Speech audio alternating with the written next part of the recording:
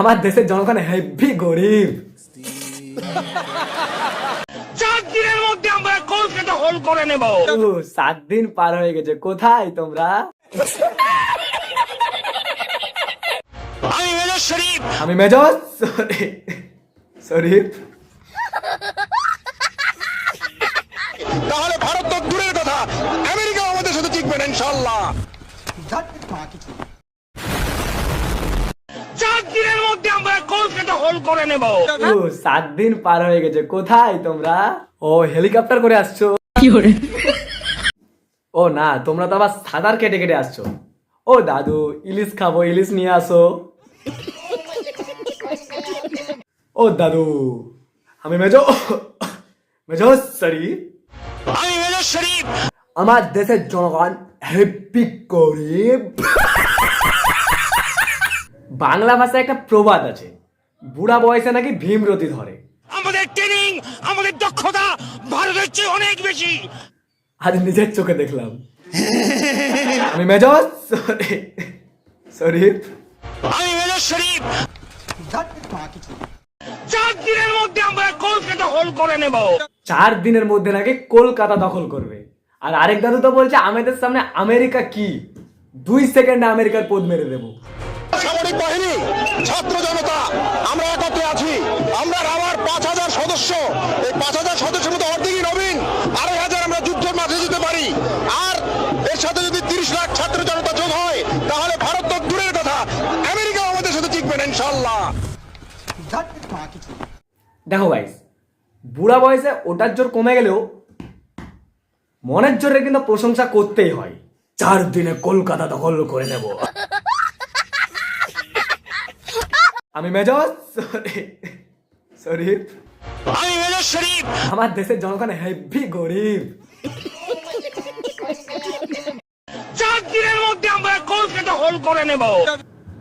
বলছি দাদু, 2 কাঠা জমি কেনার ক্ষমতা আছে?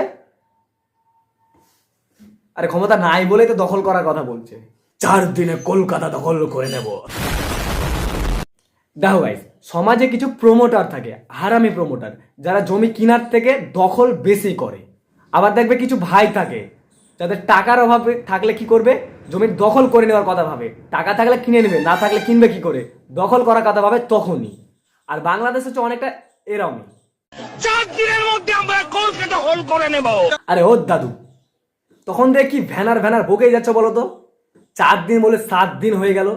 না জানি তোমরা সাঁতার কেটে কেটে আসছো ভারতকে আক্রমণ করতে, তো টাইমটা তো একটু ঠিক বলো। 4 দিনের থেকে 10 দিন বলো, যেহেতু সাঁতার কেটে কেটে আসছো, সময় বেশি লাগবে আমরা জানি, তার জন্য না। দেখো তোমাদের জন্য কলকাতার মাসিরা কিভাবে অপেক্ষা করে আছে। কলকাতা দখল হয়ে যাবে, ওর লুডো কেটে না বন্ধ। না কাকি, ওটা কাটা জিনিস ডবল করে কাটার দরকার নাই।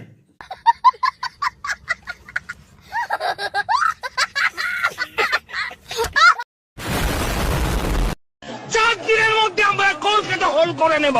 4 দিনে কলকাতা দখল করবে বললে, আজ 7 দিন হয়ে গেল, কোনো পাত্তা নাই। টাইমটা ঠিক ভাবে বলো। শান্তিতে আমরা ঘুমোতে পারছি না। কখন তোমার সেনারা সাঁতার কাটতে কাটতে চলে আসবে, কি কখন দেখছি আন্ডার প্যান্ডের উপরে চেপে উঠতে উঠতে চলে আসবে, কি দেখা গেল সবুজ সাথী সাইকেলে করে চলে আসবে, কি মাটির জাহাজে করে উড়ে চলে আসবে। ভয় ঘুমোতে পারছি না। ঠিকভাবে বলো কয়দিন সময় নেবে। কমান্ডো, একবার যদি চিন্তা করো। আরে ও দাদু, আমি কথা বলছি তো নাকি? তখন থেকে ভ্যানার ভ্যানায় করেই যাচ্ছে, বুড়ো হয়ে গেছে তাও। চপ। দেখো গাইস, বাংলাদেশ হলো একটা বাড়ির সঙ্গে অ্যাটাচ বাথরুমের মতো, একটা বিশাল বাড়ির ছোট্ট বাথরুমের মতো। কেন বললাম এই কথাটা বলো তো? ধুর, মানে সব কেন উত্তর হয় নাকি? দেখো, বাংলাদেশ হলো একটা বিনোদনের দেশ। মধ্যে বল্টু দিয়ে খেতারটা গায়ে দেয় শীতকালে, মায়ের দেহে খালি লড়ে চড়ে।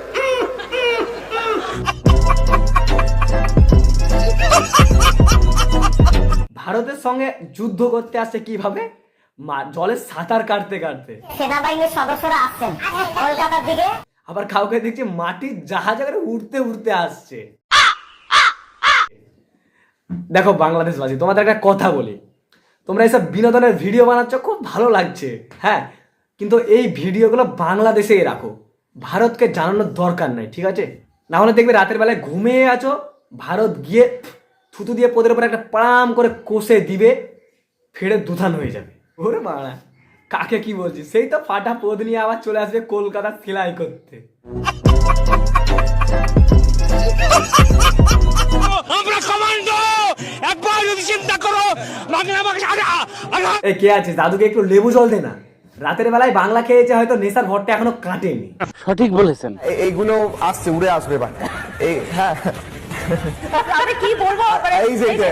রওনা দিয়ে দিয়েছেন, রওনা দিয়েছেন। আর এখনকার কিছু নিউজ চ্যানেল ওরা নিজেরাই জানে না যে ওরা নিউজ করছে নাকি জোকিং করছে। আগেকার নিউজগুলোর মধ্যে একটা সিরিয়াস ভাব ছিল, একটা আলাদা আদব কায়দা ছিল। আর এখনকার গুলো দেখো, এইগুলো আসছে, উড়ে আসবে এবার। এই হ্যাঁ, আমি কি বলবো, এই যে এটা। রওনা দিয়ে দিয়েছেন, রওনা দিয়েছেন। সারা মনে হচ্ছে জোকিং করতে চলে এসছে, রোস্টিং করছে এমন ভাবে ওরা নিউজ পড়ছে।